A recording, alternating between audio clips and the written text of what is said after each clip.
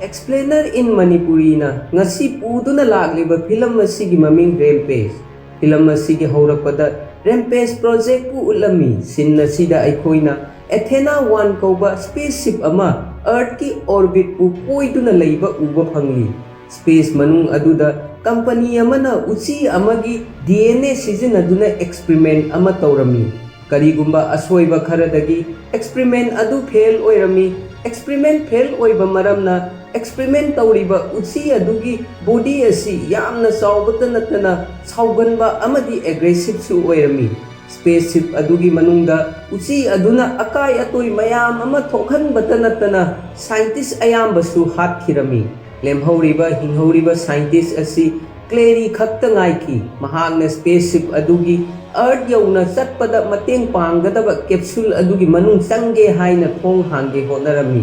adubu thong adu hangba yaramde matam maduda Earth laiba company gi CEO aduna experiment tawriba DNA sample adu puraklabadi capsule gi thong hangani hairami Clary na thauna puthoktuna amadi thawai khubakta haptuna DNA thamba jaga aduda laklami mahagna DNA sample yauba box ahum khak lauduna mafam adudagi capsule tana laklami hojik DNA sample asi Clary ga loinaba maramna company gi CEO aduna capsule gi thong hanglami Clary capsule aduda tongduna Earth tamna lakpa haurami adugu uchi aduna capsule adu khara sokhan khiba maramna Earth yaudringai mamangda capsule adu kaibadagi Clary sikhirami amaromda primatology Davis pu ulami mahak matam mamada US ki soldier ama oina thabak tawrami adubu hojik mahak San Diego wildlife ki damak thabak tawri masida sunatuna illegal sizinaduna sa tanba mayam gi mayok ta su thabak tawrami loina na nongma Davis na mahaka thabak tawminaba mayam gorilla unahanaba gi damak jungle da puduna salami haiba mafam asida albino jati gi gorilla ama su leirami maming na George kawi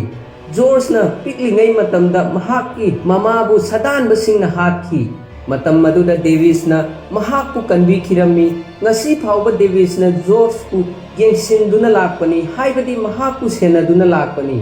George yamna loksing leiba gorilla ama oirami sign language sizinaduna Davis ka wari sanarami Davis na maga lagminaba sing adu George ka unahalami loinana makhoi sing adu yamna haraurami numit adugi numidangda DNA sample yaukhiba Clary gi kairaba capsule adu atiyada macheta na leimai thakta taraklami DNA container amana albergate ki turenda tabadagi yamna khudong thiningai oiba gumbi amana DNA container adu bu sakhirami amaromda DNA container ama jungle da tabadagi lamhui ama infected oirami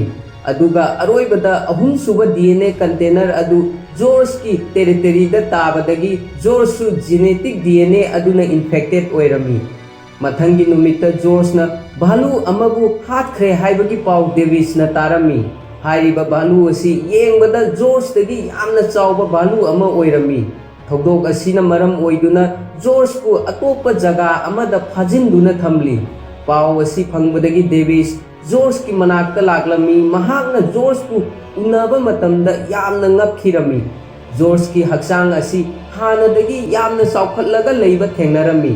Davis na sign language sizinaduna kariginaba balu adu halibano haina George ta hanglami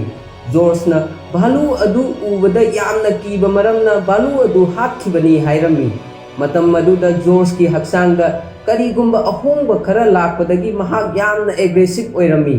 masina maram oiduna George ku atopa jaga amada shift tawraba tungda mahaku case manungda phajinduna thamlami thogdog asigi matangda chingnaba leibadagi Davis amadi magi marup ama jungle manungda changduna investigation tawrami matam maduda pathogen DNA chemical yauba box ama thengnarami box adu thengnaraba tungda Davis ki wakhal chingnaba khara phawrami haibadi box asi kadaidagi lakpano amadi masina George ku karigidamak sokhanbano haiba amaromda Inezin company gi CEO Claire amadi magi mopanupabu ulami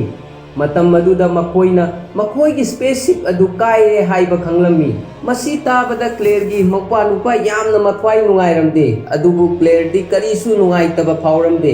ꯃꯍꯥꯛ ꯑꯁꯤ ꯌꯥꯝꯅ ꯁꯤꯡꯕ ꯑꯃꯗꯤ ꯈꯗ꯭ꯔꯛ ꯍꯩꯕ ꯅꯨꯄꯤ ꯑꯃꯅꯤ꯫ ꯃꯍꯥꯛꯅ ꯍꯥꯏꯔꯝꯃꯤ, ꯑꯩꯈꯣꯏꯒꯤ ꯁ꯭ꯄꯦꯁꯁꯤꯞ ꯑꯗꯨ ꯀ꯭ꯔꯥꯁ ꯇꯧꯕ ꯈꯛꯇꯅꯤ, ꯑꯗꯨꯕꯨ ꯁ꯭ꯄꯦꯁꯁꯤꯞ ꯑꯗꯨꯗ ꯌꯥꯎꯈꯤꯕ ꯄꯦꯊꯦꯖꯣꯟ DNA ꯁꯦꯝꯄꯜ ꯑꯗꯨꯗꯤ ꯑꯅꯛꯄ ꯖꯪꯒꯜ ꯑꯃꯗ ꯇꯥꯈꯤꯕꯅꯤ꯫ ꯃꯔꯝ ꯑꯗꯨꯅ ꯀꯅꯥꯃꯠꯇꯅ ꯐꯪꯗ꯭ꯔꯤꯉꯩꯒꯤ ꯃꯃꯥꯡꯗ ꯑꯩꯈꯣꯏꯅ ꯍꯥꯟꯅ ꯐꯪꯅꯕ ꯍꯣꯠꯅꯒꯗꯕꯅꯤ ꯍꯥꯏꯅ ꯃꯧꯄ꯭ꯋꯥ ꯅꯨꯄꯥꯗ ꯍꯥꯏꯔꯝꯃꯤ꯫ ꯀ꯭ꯂꯦꯔꯅ ꯃꯍꯥꯛꯀꯤ ꯈꯨꯠꯂꯥꯏ ꯄꯥꯏꯕ ꯃꯤ ꯈꯔ ꯑꯅꯛꯄ ꯖꯪꯒꯜ ꯑꯦꯔꯤꯌꯥ ꯑꯗꯨꯗ ꯊꯤꯕ ꯍꯨꯝꯅꯕꯒꯤꯗꯃꯛ ꯊꯥꯈꯤꯔꯝꯃꯤ꯫ ꯑꯃꯔꯣꯝꯗ ꯑꯩꯈꯣꯏꯅ ꯅꯨꯄꯤ ꯑꯃ ꯎꯔꯝꯃꯤ꯫ ꯃꯍꯥꯛ ꯑꯁꯤ ꯗꯣꯛꯇꯔ ꯑꯃ ꯑꯣꯏꯕꯇ ꯅꯠꯇꯅ ꯁꯥꯏꯟꯇꯤꯁꯠ ꯑꯃꯁꯨ ꯑꯣꯏꯔꯝꯃꯤ꯫ ꯅ꯭ꯌꯨꯁꯇ ꯃꯍꯥꯛꯀꯤ ꯀꯝꯄꯅꯤꯅ ꯁꯥꯕ ꯁ꯭ꯄꯦꯁꯁꯤꯞ ꯑꯗꯨ ꯀ꯭ꯔꯥꯁ ꯑꯣꯏꯔꯦ ꯇꯥꯕꯗ ꯃꯊ꯭ꯋꯥꯏ ꯌꯥꯝꯅ ꯅꯨꯡꯉꯥꯏꯔꯝꯗꯦ, ꯂꯣꯏꯅꯅ ꯃꯍꯥꯛ ꯁꯤꯇꯤ ꯇꯝꯅ ꯆꯠꯈꯤꯔꯝꯃꯤ꯫ ꯍꯧꯖꯤꯛ ꯖꯣꯔꯖꯅ ꯂꯩꯔꯤꯕ ꯃꯐꯝ ꯑꯁꯤ ꯍꯣꯁꯄꯤꯇꯥꯜ ꯑꯃꯅꯤ꯫ ꯃꯐꯝ ꯑꯗꯨꯗ ꯗꯦꯕꯤꯁꯁꯨ ꯂꯥꯛꯂꯝꯃꯤ, ꯂꯣꯏꯅꯅ ꯖꯣꯔꯖꯀꯤ ꯍꯛꯆꯥꯡꯗ ꯂꯥꯛꯂꯤꯕ ꯑꯍꯣꯡꯕ ꯑꯁꯤ ꯀꯔꯤꯅꯣ ꯍꯥꯏꯕ ꯃꯍꯥꯛꯅ ꯈꯪꯕ ꯄꯥꯝꯂꯝꯃꯤ꯫ ꯃꯇꯝ ꯑꯗꯨꯗ ꯗꯣꯛꯇꯔ ꯅꯨꯄꯤ ꯂꯥꯛꯂꯝꯃꯤ꯫ ꯃꯍꯥꯛꯅ ꯍꯥꯏꯔꯝꯃꯤ, ꯖꯣꯔꯖꯀꯤ DNAꯗ ꯑꯍꯣꯡꯕ ꯂꯥꯛꯄꯗꯒꯤ ꯃꯍꯥꯛꯀꯤ ꯕꯣꯗꯤ ꯑꯁꯤ ꯌꯥꯝꯅ ꯊꯨꯅ ꯆꯥꯎꯈꯠꯂꯛꯄꯅꯤ꯫ ꯃꯁꯤ ꯃꯥꯒꯤ ꯍꯛꯆꯥꯡ ꯃꯅꯨꯡꯗ ꯌꯥꯎꯕ ꯚꯥꯏꯔꯁ ꯑꯃꯅ ꯊꯣꯛꯍꯟꯕꯅꯤ꯫ ꯑꯗꯨꯕꯨ ꯗꯣꯛꯇꯔ ꯅꯨꯄꯤ ꯑꯗꯨꯅ ꯍꯥꯏꯔꯤꯕ ꯋꯥꯁꯤꯡ ꯑꯁꯤ ꯗꯦꯕꯤꯁꯅ ꯊꯥꯖꯔꯝꯗꯦ꯫ ꯗꯣꯛꯇꯔ ꯑꯗꯨꯅ ꯍꯥꯏꯔꯤꯕ ꯚꯥꯏꯔꯁ ꯑꯁꯤ ꯑꯀꯟꯕ ꯃꯊꯧꯅꯥ ꯂꯩꯕ ꯑꯦꯅꯤꯃꯦꯜ 4-5ꯒꯤ DNA ꯄꯨꯟꯁꯤꯟꯗꯨꯅ ꯁꯦꯝꯕꯅꯤ꯫ ꯀꯔꯤꯒꯨꯝꯕ ꯚꯥꯏꯔꯁ ꯑꯁꯤ ꯑꯦꯅꯤꯃꯦꯜ ꯑꯃꯅ ꯏꯟꯍꯦꯜ ꯇꯧꯔꯕꯗꯤ, ꯑꯦꯅꯤꯃꯦꯜ 4-5ꯒꯤ ꯁꯛꯇꯤ ꯑꯗꯨ ꯏꯟꯍꯦꯜ ꯇꯧꯔꯤꯕ ꯑꯦꯅꯤꯃꯦꯜ ꯑꯗꯨꯗ ꯂꯥꯛꯀꯅꯤ꯫ ꯑꯔꯣꯏꯕꯗ ꯗꯣꯛꯇꯔ ꯅꯨꯄꯤ ꯑꯗꯨꯅ ꯍꯥꯏꯔꯤꯕ ꯋꯥꯁꯤꯡ ꯑꯁꯤ ꯗꯦꯕꯤꯁꯅ ꯊꯥꯖꯔꯝꯃꯤ, ꯃꯔꯝꯗꯤ ꯖꯣꯔꯖ ꯑꯁꯤ ꯅꯣꯡꯃ ꯅꯣꯡꯃꯒꯤ ꯃꯥꯒꯤ ꯁꯥꯏꯖ ꯑꯁꯤ ꯍꯦꯟꯒꯠꯂꯛꯂꯤ꯫ ꯃꯇꯝ ꯑꯗꯨꯗ ꯖꯣꯔꯖ ꯈꯪꯍꯧꯗꯅ ꯀꯔꯤꯒꯨꯝꯕ ꯈꯔ ꯇꯧꯔꯛꯄ ꯃꯔꯝꯅ ꯑꯀꯣꯏꯕꯗ ꯂꯩꯕꯁꯤꯡ ꯑꯗꯨ ꯊꯨꯒꯥꯏ ꯌꯥꯡꯈꯥꯏꯕ ꯍꯧꯔꯛꯂꯤ꯫ ꯃꯍꯥꯛꯅ ꯍꯣꯁꯄꯤꯇꯥꯜꯒꯤ ꯊꯣꯡ ꯑꯗꯨ ꯊꯨꯒꯥꯏꯗꯨꯅ ꯆꯦꯟꯈꯤꯔꯝꯃꯤ꯫ ꯗꯦꯕꯤꯁꯁꯨ ꯖꯣꯔꯖꯀꯤ ꯃꯇꯨꯡ ꯏꯟꯅꯗꯨꯅ ꯃꯍꯥꯛ ꯈꯥꯝꯅꯕ ꯍꯣꯠꯅꯔꯝꯃꯤ꯫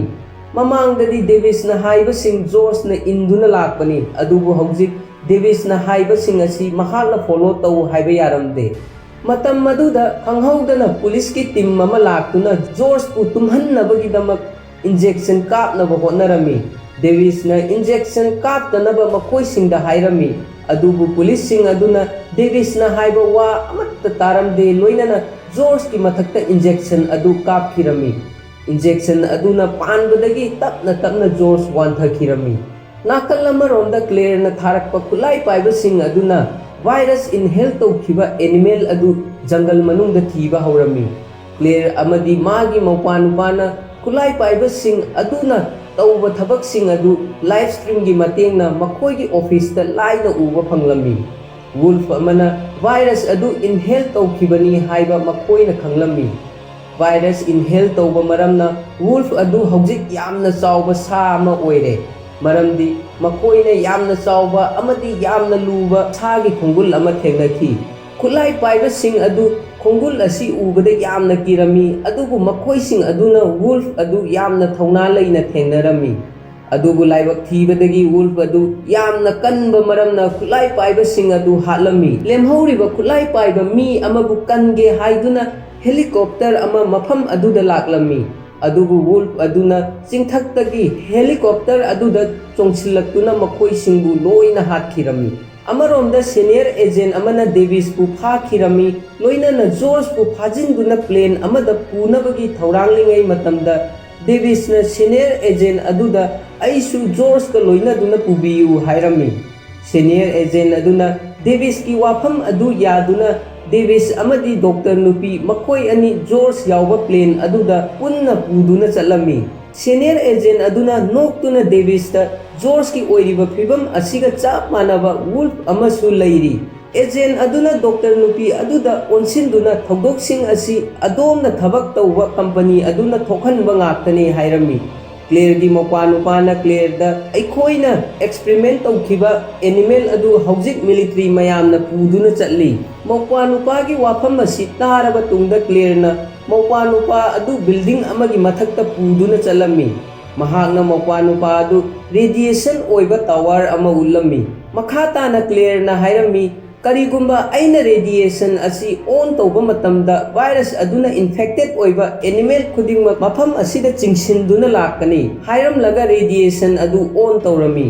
इहान हानबदा वुल्फ अदु रेडिएशन फंगबदगी टावर तमना लागलम्मी। अमरोमदा तुरेल ताखिबा वायरस अदु क्रोकोडाइल अमना इनहेल तौबा मरमना तुरेल अदुदा अहोंबा खरा लाकपा अखोइना उरी क्रोकोडाइल अदुसु रेडिएशन तमना लेप लेतना लागली एरोप्लेन मनुंग यावबा जोरसु वायरस अदुना मरम ओइदुना प्लेन अदुगी मनुंग अकाय अतोय कया मरुम थोखलमी जॉर्जना तौरीबा मोंग मतौ अदुदा डेविस ngakpadagi जॉर्जना तौरीबा सि करीनो हाइना खलमी मतम मदुदा डॉक्टर अदुना जॉर्जना तौरीबा असि करीनो हाइबा आई खंगी थोकलिबा थौदोकसिंग असि रेडिएशन अमना मरम ओइदुना थोखनबनी जॉर्जता यावरिबा वायरस असिना मरम ओइदुना महाक रेडिएशन तमना चटपनी तंजा अदुदा जॉर्जना प्लेन अदुगी मनुंगा अकाय अतोय मयाम अमा थोखलमी प्लेन अदुदा यावबा मी अयाम्बा महाकना हालमी लेमहौरिबा हायरगदी डेविस डॉक्टर अमदी एजेंट अदु खक्त ngaire डेविस ने एजेंट अदुगी थवाई कनबिरमी लोइनना मखोय अहुम पैराशूट मतेंगना प्लेन अदुदगी मखोय थोगलखिरमी लाइबक थीबदगी प्लेन अदु कायरमी लोइनना जोरसु मफम अदुदगी चेनखिरमी मखोय अहुम साफगदबा जगा अमदा लागलमी एजेंट अदुना मिलिट्री सिंगा कांटेक्ट तौनबा होनरमी अमरोमदा डेविस जॉर्ज की खनबदा यामना मथवाई नुंगाइरमदे लोइनना डॉक्टर नुपी अदुगी मथक्तसु यामना सावरमी मरमदी महाकी कंपनी ना थौदोकसिंग असि लोइना थोखनबनी डॉक्टर नुपी अदुना थोकलिबा थौदोकसिंग असि अइना थोखनबा नते कंपनी ना फत्तबा थबकसिंग असि तौई हाइबा अइ खंगी अइना मखोयगी मायोक्ता लेके खनखी अदुबु अइगी इनाउ नुपाबु मखोयना फाजिनखी लोइनना थबकसिंग असि तौबदा मतेंग पांगलबदी इनाउ नुपाबु थादोकनी हाइना थाजहनखी अदुबु मखोयना इनाउ नुपाबु हातखी मखा ताना डॉक्टर नुपी अदुना वायरस असिगी एंटीडोट अइना सारबा तुंगदा सिटी असिगी लैब अमदा थमखी करीगुंबा अखोयना जॉर्जबु कनबा पामलबदी लैब अदुदा चटपा मथौ ताई डेविसना डॉक्टर अदुगी वा तारबा तुंगदा लैब अदुदा चटपा हाइना यानखी अमरोंदा क्लेयर की ऑफिस मिलिट्री खरा लागलमी मखोयना क्लेयर की मथक्ता चिंगनरमी क्लेयर न तौरिबा एक्सपेरिमेंट सिंग असि इल्लीगल ओइबा एक्सपेरिमेंट ngaktani मखोयना क्लेयर की ऑफिस करी लेबगे हाइना थिरमी अदुमकु मिलिट्री ऑफिसर अदुना करीगुंबा अमता क्लेयर की ऑफिस तगी फंगलमदे क्लेयर सु चिंगनबदगी मौपा नुपागा लोइना दुना मफम अदुदगी चेनबा होनरमी नाकल अमरोमदा डेविस एजेंट अमदी डॉक्टर नुपी लैबा मफम अदुदा मिलिट्री सिंग लाक्तुना मखोयबु रेस्क्यू तौरमी एजेंट अदुना डेविस अमदी डॉक्टर बु मिलिट्री यूनिट अमदा पुरमी लोइनना सिटी बु अमांग अता थोखनबा वुल्फ अदुगी वीडियो रिकॉर्डिंग उल्लमी मतम मदुदा डॉक्टर नुपी अदुना मखोय सिंग असि रेडिएशन टावर तमना चटपनी हायरमी अदुबु नुपी अदुना हाइबा वासिंग असि मिलिट्री सिंगना थाजरमदे मसीगी ओना तैनाबदा डेविस अमदी डॉक्टर बु फाजिनबा ऑर्डर पिरमी एजेंट अदुना मिलिट्री ऑफिसर अदुबु ज्ञान तानबा हायरमी मखोयसिंग असि अखोयगी थबक अमदी मतेंग पांगबदा दरकार यामना ओइगनी अदुबु मिलिट्री ऑफिसर अदुना मखोयबु फाजिनबगी ऑर्डर पीखरबनी मतम मदुदा डॉक्टर नुपी अदुना अथुबा मतमदा अखोय लैब अदुदा यौबा मथौ ताई नत्रबदी एनिमल सिंग अदुना सिटी असिबु अमांगता सोयदना थोखनगनी हाइना डेविसता हायरमी खंगौदना मफम अदुदा लैबा गार्ड सिंग अदु डेविसना फुखिरमी लोइनना मखोय अनि मफम अदुदगी चेननबा होनरमी एजेंट अदुसु मखोयगी मतेंग पांगलमी डेविसना एजेंट अदुदा थैंक यू हायरमलगा हेलीकॉप्टर पुदुना मफम अदुदगी चटखिरमी मिलिट्री ना जॉर्ज अमदी वुल्फपु हानबगीदमक ऑलरेडी आर्मी थाख्रबनी मखोयना मसिंग थिंगमद्रबा नोंगै मरु कया जॉर्ज अमदी वुल्फ की मथक्ता कापखिरमी अदुबु मखोय अनि थोइदोकना अशोक अपन यावखिदे अमरोमदा इसिंग मनुंगदगी करीगुंबा खरा तौबगुम उरमी मखोयना अहुम सुबा एनिमल क्रोकोडाइल की मतांग करीसु खंगलमदे जॉर्ज अमदी वुल्फना सिटी अदु अकाय अतोय कया अमा थोगलमी मरमदी रेडिएशन टावर यौना चटपा मतमदा पीबा अपनबसिंग अदु लोइना अमांगता मांगहन ताहनखिबनी डेविसना रिवर मनुंगदगी थोगलकपा येंगबदा यामना चावबा क्रोकोडाइल अमबु उरमी मतम मदुदा मिलिट्री मफम अदुदा यौरक्तुना एनिमल अहुमक्ता नोंगै कापतुना अमदी बॉम्बिंग तौदुना लंदारमी अदुमकु एनिमल सिंग अदु थोइदोकना अशोक अपन यावरमदे मखोयगी मपांगल हक्चांग हानदगी हेना कंखटलमी डॉक्टरना वैक्सीन लैबा मफमदा यामना थूना चटनबा डेविसदा हाइरमी मफम अदुदा मखोय अनीना वैक्सीन अदु कदाइदा लैबगे हाइना खंखिरमी डॉक्टर नुपी अदुना डेविसदा हाइरमी कंपनी असिगी ओनर क्लेयरना एनिमल अहुम असि मालेम असिबु कंट्रोल तौनबा खुलाई ओइना सिजिन्नबा पाम्बनी महाकी मिशन असी माय पाकलबा तुंगदा कंट्री असिबु थादोक्तुना चेनखिनी अमरोमदा क्लेयर अमदी मागी मोपानुपागा लोइनदुना चेन्नबा होनरमी मतम अदुदा मखोयगी लेब मनुंगदा लैबा डॉक्टर अदु उरमी डॉक्टर असिना लेब असिदा लापगी मरमदी महांगना वैक्सीन अदु लौबा पाम्बगिनी मखोयना वैक्सीन अदु पुदुना चटके हेक तौबा मतमदा मफम अदुदा क्लेयर लागलमी लोइनना नोंगमई नमदुना वैक्सीन अदु मखोयदगी लौरमी क्लेयरना डेविस की मखोंगदा नोंगमईना कापलबा तुंगदा डॉक्टर नुपी अदु प्रिजनर अमगुमना मखोयना पुदुना चलमी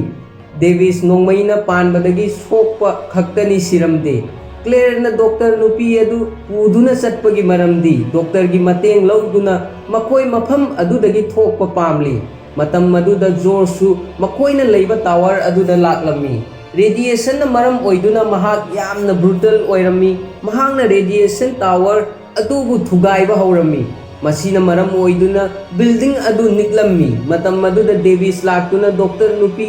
अदुगी थवाई कनबिरमी क्लेयर की मोपानुपा अदु कीबदगी मचेबु मफम अदुदा थमलमलगा चेनबा हौरक्लमी डेविस अमदी डॉक्टर नुपी मखोय अनीना प्लान अमा सेमलमी तसेंगबा मक्ति मखोयना वैक्सीन अमा मखोयगी मनाक्ता लोसिनदुना थमलकपनी हाइबा वैक्सीन असी मखोयना क्लेयर की बैग मनुंगदा तुमिन्ना हापसिनखिरमी अदुगा मखोय जगा अमदा तुमिन्ना लोटुना लैखिरमी जॉर्ज अंगाउबा अमगुमना यामना साउरमी अमदी मसाना मसागी मथक्ता कंट्रोल ngamlamde महांगना क्लेयर बु थांकत्तुना मागी मचिनदा हापसिनखिरमी क्लेयर की बैग मनुंगदा वैक्सीन अदु यावबा मरमना हौजिक वैक्सीन अदु जॉर्ज की पुंगनुंगदा चंखिरमी डेविस न डॉक्टर नुपी अदुदा वैक्सीन असी कयाम कुइना लैरबा तुंगदा मथौ तौरकनी हाइना हंगलमी डॉक्टर नुपी अदुना सांगलबदा मिनिट 10 संगनी हाइरमी अमरोमदा क्लेयर की मोपानुपा अदु चेन्नबा होनरिङै मतमदा एजेंट अदुना महाकु फारमी महांगना क्लेयर की मोपानुपादगी एक्सपेरिमेंट असीगा मरी लेनबा वायरस असीगी मतांगदा यावबा चे चांग लोइना लौरमी मतम मदुदा खंगहौदना क्रोकोडाइल अदु रेडिएशन टावर तमना लाक्लमी मसीना मरम ओइरगा बिल्डिंग अदु यामना कन्ना निकलमी डेविस अमदी डॉक्टर नुपी मखोय अनी मिलिटरी हेलीकॉप्टर अमा तोंगदुना मफम अदुदगी चटखिरमी एनिमल अहुम चंगदुना रेडिएशन टावर अदु थुगाइनबा होनरमी मसीना मरम ओइदुना बिल्डिंग अदु मपुंग फाना निखाइखिरमी थौदोक असीना जॉर्ज हानगी फिबमदा तपना तपना हंजिलक्लमी डेविस न जॉर्ज असी नॉर्मल ताबा माली खंदुना महांगना साइन लैंग्वेज की मतेंग लौदुना वारी सानबा हौरमी तसेंगबा मक्ति जॉर्ज मपुंग फाना नॉर्मल ओइद्री अदुमकु खरा मखै नॉर्मल ओइरे खंगबदगी डेविस हराउरमी अदुबु एनिमल अनी अदुदी नॉर्मल ओइद्री अमदी यामना शक्ति लैबा मरमना सिटी अदुबु अकाय अतोय मयाम अमा थोकहलमी डेविस अमदी जॉर्ज पुंदुना एनिमल अनी अदुबु हाटपगी प्लान सेमलमी जॉर्ज न क्रोकोडाइल अदुगी मथक्ते अटैक तौरमी अदुबु क्रोकोडाइल अदु यामना शक्ति लैरमी मतम अदुदा वूफ लाक्लमी अदुबु क्रोकोडाइल अदुना वूफ अदु चाखिरमी मखोय अनी पुंदुना क्रोकोडाइल अदुगी मथक्ते अटैक तौरमी अदुबु क्रोकोडाइल असी जॉर्ज दगी शक्ति यामना हेन्ना लैबा मरमना जॉर्ज बु यामना सोखलमी डेविस न नोंगमई कापतुना बोम लंगसिंदुना क्रोकोडाइल अदुगी मथक्ते अटैक तौरमी मतम अदुदा जॉर्ज न योचै पाइदुना क्रोकोडाइल अदुगी ममित्ता थिनखिरमी महाकी अरैबा शक्ति सिजिनदुना योचै अदु मपुंग फाना क्रोकोडाइल अदुदा थिंजिनबदगी मफम अदुदा क्रोकोडाइल अदु सीखिरमी जॉर्जसु यामना सोकपा मरमना मफम अदुदा सीखिरमी मसी उबदा डेविस थवाई यामना नुंगाइरमदे इमोशनल ओइरमी जॉर्ज असी महाक्का यामना लूना तिन्नबा मरुप अमनी डेविस न मागी मखुत अदु जॉर्ज की मखुत्ता थमलबा तुंगदा जॉर्ज न सिटी असिबु कनबनी हाइरमी मतम अदुदा डॉक्टर नुपी अमदी एजेंट मफम अदुदा लाक्लमी तंजा अदुदा डेविस न जॉर्ज की अरेंग मखुत अदु उरमी हाइबदी हौजिक फाउबा जॉर्ज सिरमद्री डेविस न जॉर्ज येंगदुना ꯅꯪ ꯁꯤꯕꯒꯤ ꯗ꯭ꯔꯥꯃꯥ ꯇꯧꯔꯤꯕꯔꯥ ꯑꯃꯗꯤ ꯑꯩꯒꯤ ꯊꯃꯣꯏ ꯈꯪꯕ ꯄꯥꯝꯂꯤꯕꯔꯥ ꯍꯥꯏꯅ ꯍꯪꯂꯝꯃꯤ꯫ ꯗꯦꯕꯤꯁꯀꯤ ꯋꯥꯍꯩ ꯑꯁꯤ ꯇꯥꯕꯗ ꯖꯣꯔꯖ ꯅꯣꯛꯂꯝꯃꯤ꯫ ꯖꯣꯔꯖꯅ ꯑꯩ ꯁꯤꯔꯦ ꯈꯪꯕꯗ ꯅꯪ ꯀꯞꯄ ꯅꯠꯇ꯭ꯔꯥ ꯍꯥꯏꯅ ꯍꯪꯂꯝꯃꯤ꯫ ꯗꯦꯕꯤꯁꯅ ꯀꯞꯇꯦ, ꯑꯩ ꯀꯞꯇꯦ ꯍꯥꯏꯔꯝꯃꯤ꯫ ꯃꯇꯥꯡ ꯑꯁꯤꯗ ꯍꯦꯄꯤ ꯑꯦꯟꯗꯤꯡꯒ ꯂꯣꯏꯅꯗꯨꯅ ꯐꯤꯂꯝ ꯑꯁꯤ ꯂꯣꯏꯈꯤꯔꯝꯃꯤ꯫ ꯑꯊꯨꯕ ꯃꯇꯝꯗ ꯑꯅꯧꯕ ꯐꯤꯂꯝ ꯑꯃ ꯃꯅꯤꯄꯨꯔꯤꯗ ꯑꯦꯛꯁꯄ꯭ꯂꯦꯟ ꯇꯧꯗꯨꯅ ꯑꯞꯂꯣꯗ ꯇꯧꯅꯕ ꯍꯣꯠꯅꯖꯒꯦ꯫ ꯃꯌꯥꯝꯅ ꯆꯦꯅꯦꯜ ꯑꯁꯤꯕꯨ ꯅꯨꯡꯁꯤꯕꯤꯗꯨꯅ ꯂꯥꯏꯛ, ꯁꯤꯌꯔ ꯑꯃꯗꯤ ꯁꯕꯁꯀ꯭ꯔꯥꯏꯕ ꯇꯧꯕꯤꯔꯝꯃꯨ꯫